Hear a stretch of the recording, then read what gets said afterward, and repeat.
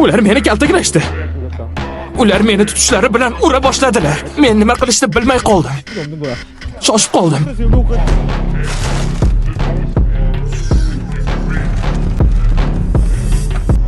Nima bo'ldi? Shaxsan uzr so'ramoqchiman. Bu voqea o'tdi ketdi. Kel, unutamiz. Yosan o'rta maktabining 3-sonli jangovar qoidalari boshqalarning jangiga aralashish mumkin emas. To'g'ri. Men qoidalarni buzdim. Hozir ikkita yo'lim bor. Bitirgunga qadar jim turish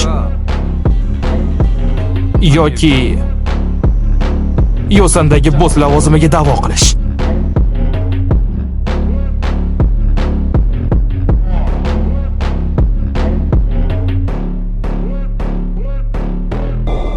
Xayrli kun Yosan o'rta maktab o'quvchilari.